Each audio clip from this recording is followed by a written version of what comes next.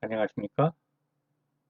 오늘의 강의를 시작하도록 하겠습니다. 네, 우선 강의에 들어가기 전에요. 잠깐 몇 마디 말씀을 드리고 들어가겠습니다. 우선 그 구직이 많이 필요하신 분들이 있을 것 같아서 다 아시겠지만 구직 사이트 하나를 소개해 드리겠습니다. 워크넷입니다. 물론 정부가 주관하는 것이고요. 이 워크넷에 들어가셔서 이 화살표 방향의 채용 정보를 클릭을 하시면 그리고 채용 정보 3세 검색에 들어가셔서 키워드에다가 이렇게 화살표 방향의 조리사라고 어, 치시면은 지금 보시는 것처럼 검색 결과 2834건이 쫙 뜨게 돼요. 그래서 여기서부터 요 밑으로 이렇게 뭐 단체 그 조리사 모집 뭐 그래가지고 쭉 이렇게 나오고 뭐 연봉 2,500에서 2,600 뭐 이런 식으로 해서 쭉 나오는 게 이렇게 나가는 게 2,834건 제 오늘 날짜입니다. 2,834건이 나와 있습니다. 물론 이것이 국내 전체를 말합니다. 그래서 거기에 또 보면 자기 지역을 클릭한 게 있으니까 자기 지역을 클릭해서 보시면 되겠습니다. 그 다음에 또 하나는 한국조리사협회 중앙회인데요. 이 조리사협회 중앙회에 가셔가지고 협회 소식 여기에 들어가셔서 그 구인에 클릭하시고 보면 이렇게 뭐 서울 보람의 병원 뭐 이렇게 구인한다 뭐 이런 식으로 쭉 그 구인 광고가 뜨게 됩니다. 참조하시기 바랍니다. 어, 다음은 어, 뭐 연봉이나 이런 것들이 조금 마음에 안 든다 그럴지라도 현실은 조금 초라할 수 있습니다. 지금 현실은요. 그렇지만 조리사의 미래 전망은 저는 매우 밝다고 봅니다. 근데 그 그림을 어떻게 그려 나가느냐는 여러분과 우리의 손에 달려 있습니다. 뭐한 조그만 예를 들어서 5, 60대 남성이 조리사 자격을 취득해서 평생을 남편을 위해서 요리한 부인을 위해서 남은 여생은 부인과 가정을 위해 이제 그 5, 60대 남자가 조리사 하는 과정에서 배우고 또 연구해서 이런 요리를 하는 부인을 위해서 요리하는 이런 멋있는 남성이 된다면 한국의 가정 문화는 대변혁을 가져올 것이다. 저는 그렇게 봅니다. 뭐 이것만이 아니라 수없이 많은 그 조리사가 나가야 될 방향들이 있지만 여기서는 다 말씀드리기는 어렵고요. 어떻든 현실은 조금 초라하지만 조리사의 미래는 매우 밝다. 이것이 제가 본 견해입니다. 여러분이 본 견해도 동일하다고 생각합니다. 그러면 수업에 들어가겠습니다. 문제 1번입니다. 과일 통조림으로부터 영출되어 다량 섭취 시 구토, 설사, 복통 등을 일으킬 가능성 있는 물질은 항상 이 한두 개의 키워드를 보셔야 합니다. 통조림 그랬습니다. 통조림. 통조림의 내부가 뭘로 되어 있느냐라고 할 때 답이 그냥 딱 보여야 됩니다. 주석입니다. 예. 이 주석이 통조림 내부에 도금되어 있는 것인데 이것이 산과 어떤 그 접촉을 하게 되면은 여기에서 어떤 이제 그 좋지 않은 물질이 나오죠. 그래서 구토, 설사, 복통 등을 일으킬 가능성이 있는 그 물질이 무엇이냐 그러면 통조림 내부에 도금된 주석입니다. 자, 통조림 내부에는 주석, SN이죠. 이걸 도금하는데 이건 철이 녹슬지 않도록 도금한 것입니다. 만약 그렇지 않다면 그 캔이 예, 철인데 안에서 다 녹슬어 버리겠죠. 그래서 주석은 산성이 강한 과일이라든가 캔 주스 등에서 영출되기가 쉽습니다.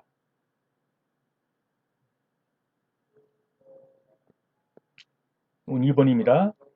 증식에 필요한 최저 수분의 활성도, 워터 액티비티가 높은 미생물로부터 다르게 나열된 것은 무엇이냐 그랬습니다. 증식에 필요한 최저 수분 활성도,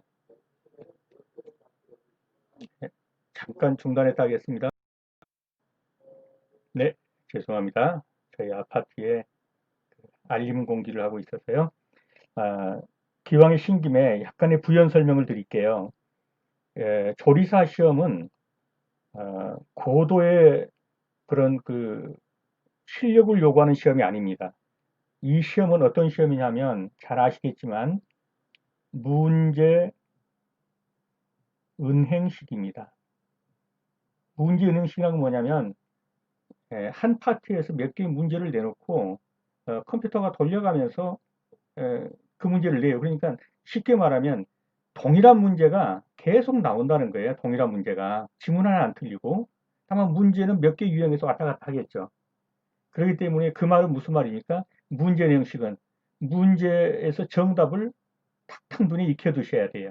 많이 알아도 정답이 헷갈리면 의미가 별로 없어요. 그래서 제가 강의를 할 때마다 아, 정답이 눈에 보이시나요? 또는 잠깐 이렇게 말미를 드리죠. 그건 정답을 생각해 보라고 드리는 거예요.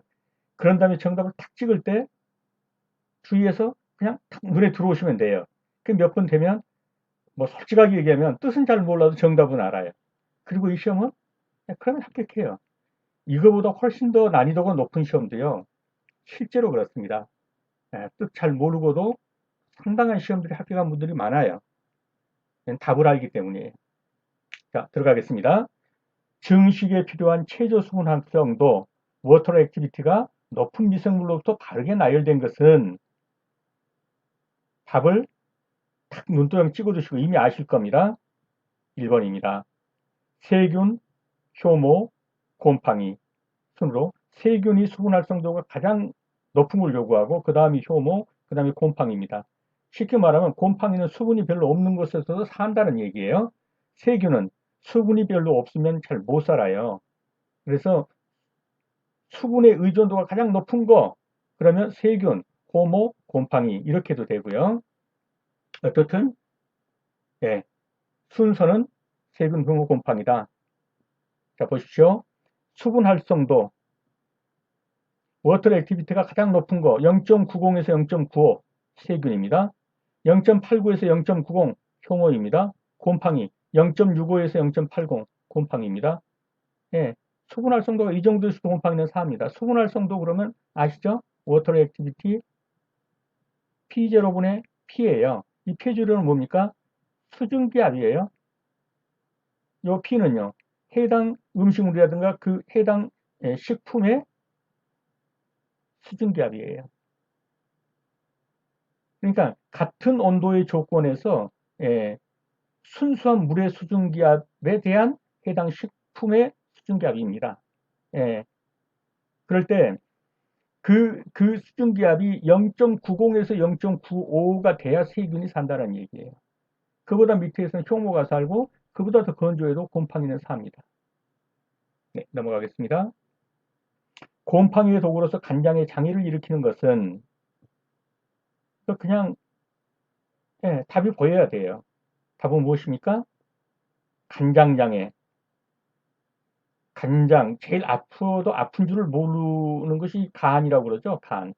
죽을 때 돼서도 별로 안 아픈 거. 아플라나? 예. 아플런지 모르겠어요. 아플라톡신이에요. 비슷하죠? 간. 아픈지도 모르는데 아플라나? 예, 아플라톡신입니다. 문 4입니다. 어육이 척이 부패 시에 나타나는 휘발성 염기 질소의 양은 이거 뭐 하나씩 어떻게 다 알겠어요? 그냥 답을 아시면 돼요. 답을. 답은 무엇입니까?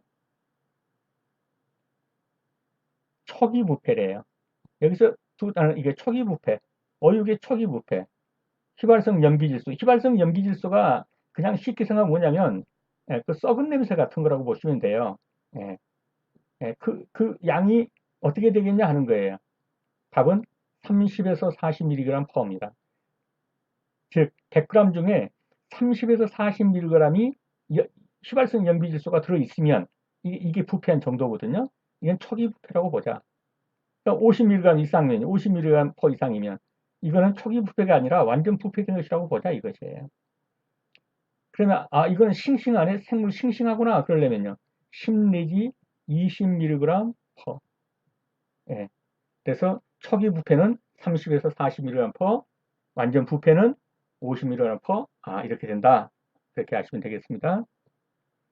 자, VBN 휘발성 염기질소의 초기 부패 어육은 30 내지 40g 퍼이고 부패된 생산은 50mg 퍼 이상이다. 자, 동물성 식품에서는 주로 증식한 미생물, 부패세균이죠. 이 효소작용에 의해서 단백질이 분해되어 가지고 아미노산이 되고요. 더 나아가 이것이 이제 암모니아를 생성해요. 매캐한 냄새죠. 그 아미노산부터 탈카르복시에 의해서 휘발성 아민류를 발생시키게 돼요.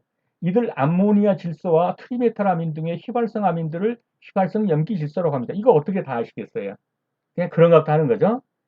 중요한 거는 신선육, 예, 쩡쩡한 고기죠. 그 10 내지 20mg, 초기 부패 40mg, 부패육 50mg. 그러므로 여기서 요구하는 답만 알면 돼요. 휘발성 염기 질소가 무엇이냐 그러면 아주 쉬운 말로 썩은 냄새 나는 거. 예, 그것이 100mg당, 터는 100mg당이에요. 100g당 30 내지 40mg 들어있으면 초기 부패다. 50mg 퍼 이상이 들어있으면 부패다. 만약에 이것이 10 내지 20mg입니다. 그러면요. 이거는 생생한 신선한 고기다. 예, 이렇게 하시면 되겠습니다. 다음입니다. 맥각 중독을 일으키는 원인 물질이 무엇이냐 그랬습니다. 맥각 중독. 이 맥각이 뭐냐면요. 밀이라든가 밀이나 쌀 이런 그 이삭에서 존재하는 살고 있는 소위 말해서 곰팡이균입니다. 곰팡이균. 이것이 맥각이에요. 이 맥각이 중독을 일으키는 그 원인 물질이 뭐냐 그랬어요. 이게 뭔지 어떻게 알겠어요? 그냥 외우는 것이죠. 에르고톡신입니다. 에르고톡신이라고 하더라. 예, 그러니까 답은 그냥 에르고톡신이구나. 맥각 중독, 밀이삭이나 이런 데 살고 있는 곰팡이 독소인데 그 이름을 에르고톡신이라고 해요. 톡신이라는 말은 이미 우리가 했지만 이 톡신은 뭐예요? 우리말로 하면 이 독이라는 거예요. 그래서 맥각독 이렇게 말하는 거예요. 맥각독. 에르고톡신, 에르고독 그런 말입니다. 자, 맥각이란 호밀이나 벼에 기생한 곰팡입니다.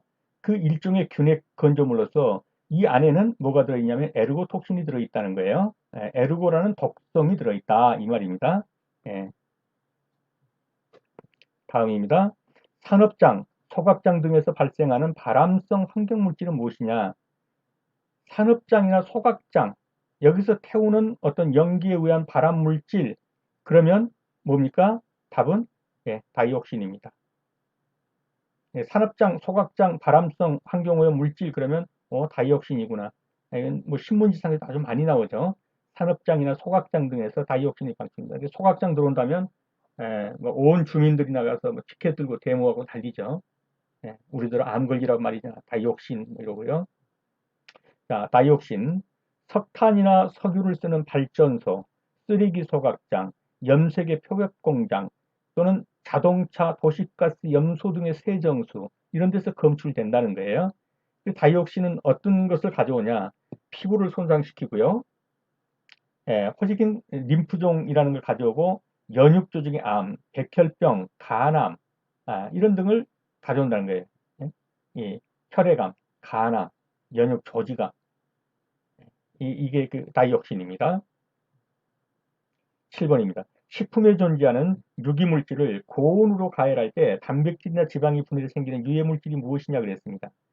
자, 식품의 종류에 유기물질이 고온으로 가열된다. 이게 어떤 데서는 이제 그 고기 타면 벤조피렌 나온다고 그 발암물질은 들어봤는데 여기 벤조피렌이 없네 그럴 거예요. 벤조피렌이 소속된 것이 이 다환 방향족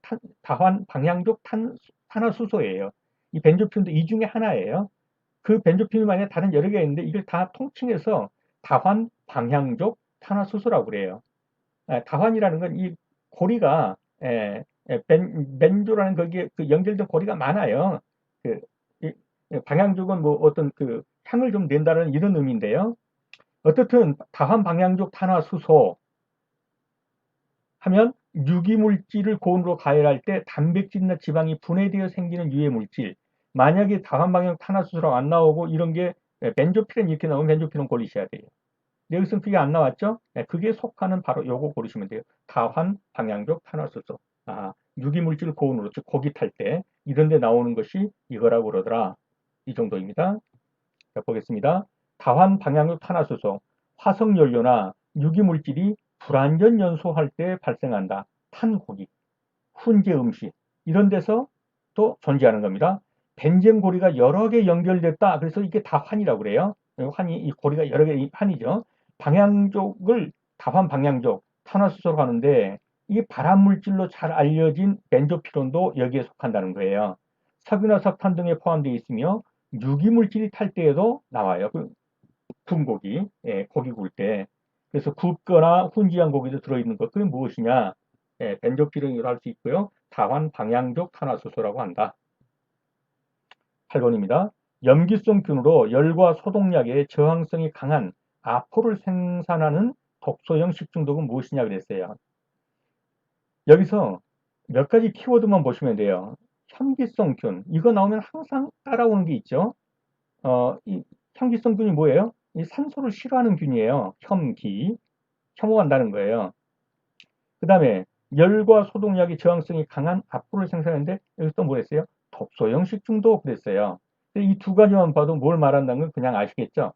답은 클로스트리디움 보툴리늄입니다. 이 클로스트리디움 보툴리늄은 어디에 들어있다고 그랬습니까?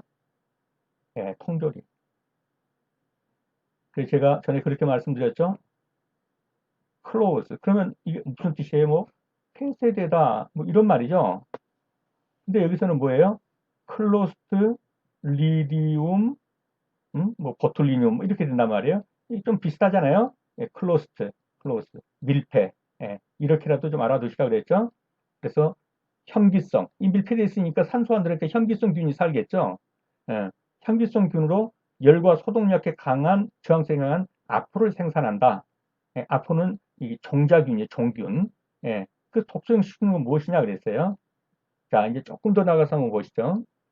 세균성 식중독에는 두 가지가 있다고 그랬죠. 감염형 식중독이 있고 독소형 식중독이 있는데요. 감염형 식중독에는 뭐가 있어요? 살모넬라균 식중독, 살모넬라 식중독, 장염 비브리오 식중독이 있다고 그랬어요. 독소형 식중독에는 두 가지가 있다고 그랬죠. 황색 포도상균 식중독, 클로스트리디움 보툴리늄 식중독. 이 황색 포도상균 식중독이 발생하는 독이 뭐냐면 엔테로톡신이에요. 이게 장독소예요. 클로스트리디움 그 보툴리늄이 생성하는 독소가 뉴로톡신이에요. 요거는 뭐예요? 신경독소라고 그러죠. 신경독소. 그래서 어,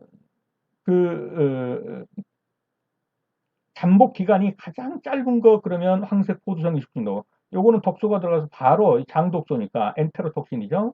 바로 그 효력을 발휘하는 거예요. 클로스트 보툴리늄 식중독은요. 이게 뉴로톡신이에요. 그러니까 전에 제가 뭐 이렇게 뭐 이렇게 했었죠.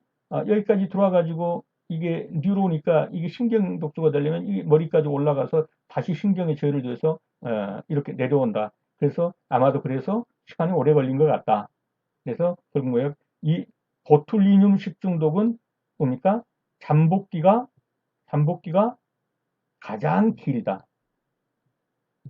잠복기가 이 보툴리늄 이게 가장 길다. 가장 짧은 건 황색 포도상균 식중독 엔테로톡신입니다. 그래서 벌써 독소형 식중독이다 하더라도 이거하고 분리되고요. 예, 이건 감염형이니까. 그래서 요거는 시험에 두세 문제는 꼭 나온다고 보시고 이 분류는 확실히 해 두셔야 돼요. 다시 한번 문제로 돌아가서 보면 현기성 균으로 요것만 가지고 답은 고를 수 있어요. 클로스트린 보툴리늄. 그런데 독소형이래. 그러면 독소형은 요거 두 가지인데 예? 이것도 독소형이에요. 이것도 독소형. 이거는요. 이건 감염형이고요. 그러면 포도상균하고 클로스트린 독소형 둘인데 뭐라고 그랬어요? 현기성이래요. 현기성. 그러니까 이게 현기성이에요. 클로스트림이. 다음입니다. 유해 감미료에 속하는 거. 그냥 답이 눈에 들어오면 돼요. 왜? 똑같은 문제가 나오니까. 둘신입니다. 유해 감미료에 속하는 거? 둘신이래. 예, 둘신입니다. 10번입니다. 유지나 지질을 많이 함유한 식품이 빈, 열, 산소 등과 접촉해서 산패를 일으키는 것을 막기 위하여 사용하는 첨가물은 이게 산패라는 걸 알고 있죠? 유지나 지질이 미생물에 의하지 않고 빛, 열, 산소 등에 접촉해 갖고 산패를 일으키는데 이것을 막으려면 산에 의해서 폐지되니까 뭘 하겠습니까? 산화 방지제를 쓰면 되겠죠. 그러면 산패가 안 일어나겠죠. 이름 자체에서도 보여주죠. 산화되는 걸 방지해주면 산패가 안 일어납니다. 산화 방지제를 써야 합니다. 11번입니다. 식품 또는 식품 첨가물의 완제품을 나누어 유통할 목적으로 재포장 판매하는 영업은 그랬습니다. 예, 벌크로 사와가지고, 예, 벌크란 게 뭐 큰 어떤 이제 그 박스로 사온단 말이에요. 그러니까 나누어서 파는 거예요. 이걸 뭐라고 그럽니까? 식품 소분업이라고 그래요. 소분업. 이 소분이 뭐예요? 나누어서 이 말이죠. 예, 나누어서 판다라는 말이에요. 그래서 식품이나 식품 첨가물의 완제품을 나누어서 유통할 목적으로 적은 봉지에 담아서 예, 재포장 판매하는 영업은 식품 소분업입니다. 아래의 식품 표시기준상 영양성분별 세부 표시 방법에서 가로 안에 알맞은 것은 무엇이냐 그랬어요. 열량의 단위는 킬로칼로리 그렇게 표시하죠. 근데 그 값을 그대로 표시하거나 그대로 표시하면 돼요. 예를 들어서 452 킬로칼로리가 나왔어요. 그러면 이대로 표시하면 돼요. 452 킬로칼로리. 또는 그렇게 안 하려면 그 값에 가장 가까운 모 단위로 표시해야 한다라고 말했어요. 그럼 무조건 답을 그냥 외워두세요. 5kcal예요. 그 5kcal 단위로 표시해야 한다. 이 경우에 5kcal 미만은 여기도 5kcal, 5kcal, 여기도 5kcal. 예, 5kcal 표시하는데 이 경우 5kcal 미만은 0으로 표시할 수 있다.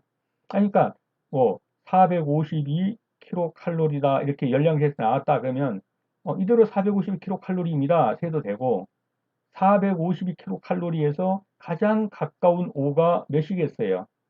뭐 455 아니겠어요? 455kcal 이렇게 표시해도 좋다 이 말이에요. 이 경우에 예, 또 5kcal 미만은 0으로 표시할 수도 0으로 표시할 수도 있대요. 그러니까 이것을 450kcal 이렇게 표시해도 된다는 얘기예요. 이렇게 5kg 단위 미만이니까 안 되겠네요. 이건 5니까 454 킬로칼로리 이렇게 나오면 5 미만이죠. 그럼 이것은 450 킬로칼로리 이렇게 표기된다는 얘기예요. 문제는 여기서 크게 빗나가지 않으니까 5 킬로칼로리, 5 킬로칼로리 이렇게 오시면 돼요. 답은 5 킬로칼로리. 자, 열량은 킬로칼로리 단위로 표시하되 그 값을 그대로 표시하거나 그 값에 가장 가까운 5kcal 단위로 표시해야 한다. 이 경우 5kcal 미만은 0으로 표시할 수 있다. 그냥 이대로 눈두장 찍어 두시면 됩니다. 14번입니다. 식품위생법에서 그 자격이나 직무가 규정되어 있지 않는 것은 무엇일까요? 네, 제과 기능사입니다. 식품위생법에서 왜요? 이거는 있어요. 조리사에 대해서, 영양사에 대해서, 식품위생 감시원에 대해서는 규정이 있는데 이건 없어요. 왜 그럴까요? 저도 모르겠어요. 없으니까 없는 거예요. 식품위생법에서 자격이나 직무가 규정되지 않은 것은 제빵기능사 그렇게 알아두시면 되겠습니다. 15번입니다. 식품위생법규상 수입식품의 검사 결과 부적합한 식품에 대해서 수입신고인이 취해야 하는 조치가 아닌 것은 이것도 그냥 답은 눈에 보이시죠? 예, 답은 3번이에요.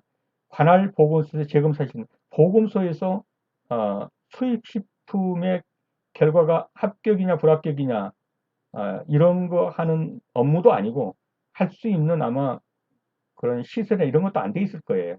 이거 아니에요. 그러면 수출국으로 다시 보내든지 그 격이 경미하면 위반이 경미하면 그 보안에서 제수 신고를 하든지 아니면 아예 다른 나라로 반출하든지 예. 근데 어떻든 이건 아니다. 보건소에서 재검사 실시한다. 이건 아니다. 보건소가 이럴 역량도 없다.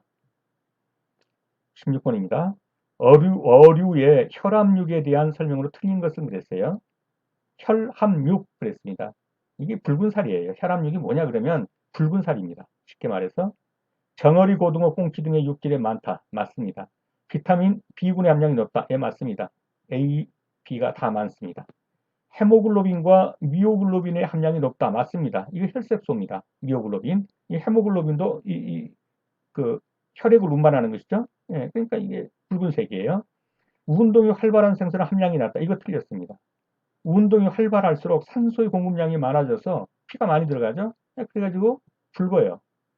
예를 들어서 고등어는 붉은색 생선인데 이 고등어를 갖다가 뭡니까? 양어장에다 키웠더니 운동을 제대로 못하죠. 그러니까 살색을 보니까 흰색이 되라니까요. 흰색. 이런 보고가 있어요. 그래서 혈압육, 붉은색의 색소는 운동을 엄청 많이 하는 고기들이에요. 이 생선들은 살이 붉어요.